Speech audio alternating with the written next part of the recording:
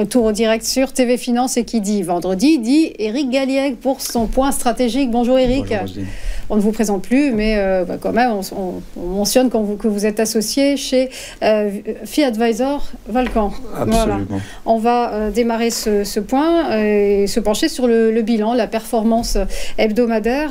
Et en résumé, eh bien, l'instabilité politique pèse lourd sur le CAC. L'euro-dollar souffre également, tandis que le S&P 500, lui, se porte bien.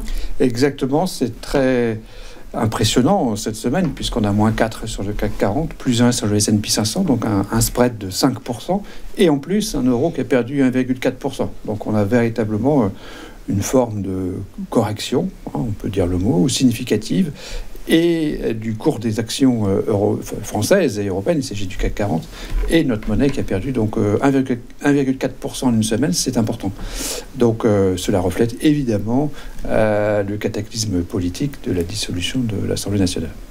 Alors vous l'évoquiez, justement, ça c'est ce premier fait d'actu sur lequel on va s'arrêter, cette dissolution surprise de l'Assemblée nationale par le président de la République suite à la débâcle électorale de son camp.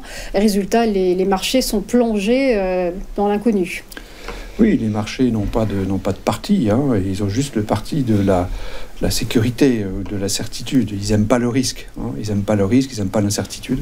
Et effectivement, on est dans un schéma où tout est possible. Voilà, maintenant, surtout maintenant, tout est possible à tous les niveaux. Donc voilà, c'est cette décision prise par le président pour différentes raisons qui explique effectivement cette instabilité politique à venir. On ne sait pas trop ce qui va sortir de ces élections du 30 juin et du 7 juillet. On sait que probablement le Rassemblement national va être gagnant.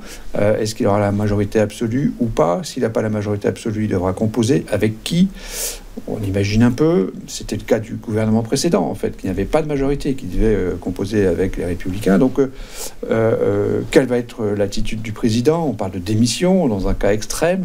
On parle de piège tendu au Rassemblement national pour démontrer au peuple français que seuls les désordres vont augmenter et que la France va subir, et les Français vont subir cette situation. Donc, on est dans une situation très très incertaine et ça c'est pas bon, c'est pour ça qu'on a bien sûr qualifié cette nouvelle de -1. On aurait pu mettre -2 ou -3, mais dans nos règles méthodologiques on se limite à -1. Éric, on part aux États-Unis, on poursuit avec la Fed qui, conformément aux attentes, n'a pas touché à ses taux.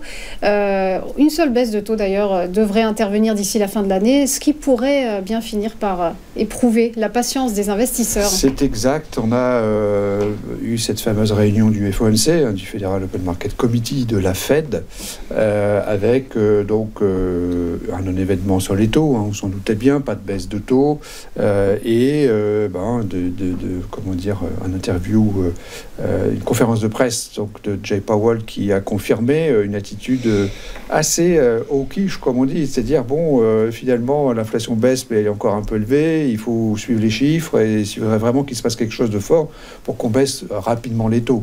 Et donc, en fait, les dot plots, donc le sondage qui est fait auprès des membres votants du FOMC, qu'on voit apparaître ici, montre une anticipation moyenne de une seule baisse de taux en 2024, ce qui est quand même une grosse déception par rapport à ce qu'on attendait encore il y a quelques mois, puisqu'on était à 3 baisses de taux, sans compter ce qu'on attendait l'année dernière. Donc effectivement, on a l'impression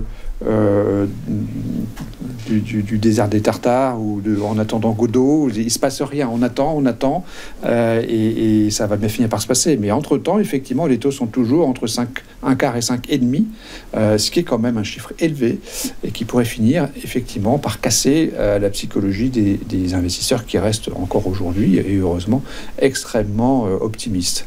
Éric, on va retenir également que l'inflation des prix à la consommation, ça s'agit outre-Atlantique. Pour l'indice CPI Core, c'est un petit peu différent. On a effectivement eu plutôt une bonne nouvelle, c'est pour ça qu'on l'a qualifié de +1, avec, comme le montre le graphique, une baisse très régulière malgré tout, de l'indice Core CPI, hein, donc qui a baissé un petit peu, avec le CPI aussi qui était stable sur le mois écoulé, le dernier mois écoulé. Donc c'est quelque chose que nous on a considéré de plutôt positif cette semaine, car effectivement l'inflation reste au-dessus de 2%, hein, évidemment, mais elle continue de baisser, et donc c'est plutôt positif pour le volet monétaire des actualités. Éric, on va revenir également sur la production industrielle allemande qui est à la peine. Et là, c'est tout le contexte économique allemand qui s'assombrit. Alors oui, c'est un deuxième point. Si la France vit dans une grande incertitude politique, l'Allemagne vit dans une grande incertitude économique. Ce qui, pas être trop pessimiste, mais la combinaison de ces deux phénomènes pourrait être quand même assez préjudiciable à l'Europe, hein, d'une certaine manière, et au couple, ce qu'on a appelé le couple franco-allemand. Mais c'est vrai qu'en Allemagne, le graphique le montre très clairement, on a une production industrielle qui souffre beaucoup depuis 2 ans déjà, et qui ne veut pas se redresser. Alors qu'on attend de cette année un redressement important, le second semestre, mais qui devrait déjà se montrer maintenant. On ne le voit pas. Les commandes à l'industrie ont baissé aussi, encore une fois, 4e mois consécutif de baisse des commandes à l'industrie. Donc c'est vrai que l'industrie allemande est en difficulté. C'est pas toute l'économie, évidemment, mais c'est quand même un gros morceau. C'est symbolique. C'est un gros morceau, hein, c'est 25-30% du PIB, c'est deux fois plus que chez nous, hein, qu'en France, où la production industrielle et l'industrie en général est beaucoup plus faible. Mais pour l'Allemagne, c'est quand même caractéristique d'un malaise économique durable. La locomotive allemande ne fonctionne plus. Exactement. Alors, eh bien, au milieu de tout ça, on va récapituler. Votre note de la semaine, fatalement, elle est négative. Elle est négative, il y a quand même un petit point positif. Donc, c'est cette inflation qui décélère aux USA. Donc, c'est un élément effectivement important. Pour le reste, en termes politiques, économiques comme monétaires, c'est plutôt négatif. La politique, bon, en France, on le sait bien. La Fed qui patiente et qui, je dirais, officialise le fait qu'il y aura peut-être une baisse de taux cette année, c'est quand même pas beaucoup. Et puis les difficultés allemandes qui viennent s'ajouter, donc cette incertitude française, cette incertitude politique française, donc au total moins 2 pour cette semaine. Et donc dans ce contexte, quelles sont, Éric, vos recommandations d'investissement? Alors on est toujours acheteur et investisseur sur les actions, donc on ne change pas, en tout cas en date de ce matin.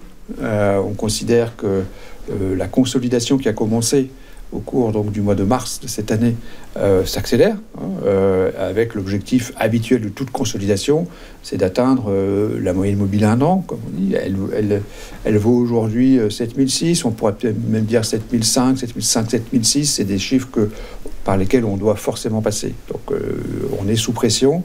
Pour l'instant, le fonds reste favorable. Mais c'est vrai qu'à court terme, on pourrait encore baisser un peu. Bon, évidemment, il y a d'autres objectifs plus bas, évidemment, comme les années chartistes peuvent nous le dire. Mais globalement, 7005, 7006, c'est quand même un seuil très important. Et personnellement, je pense qu'il devrait tenir, à moins qu'on ait un cataclysme économique et politique français. Les exemples récents, on se compare forcément à Meloni en Italie, montrent que globalement, il ne faut pas non plus trop s'inquiéter. L'Europe nous protège. Merci beaucoup, Éric Galiac, pour vos conseils toujours précieux. Et le feuilleton n'est pas terminé, en effet, concernant la conjoncture politique. Merci à vous. Je rappelle que vous êtes associé chez FI Advisor. Valcan. Merci. Une nouvelle pause et on se retrouve juste après pour le point bourse. À tout de suite.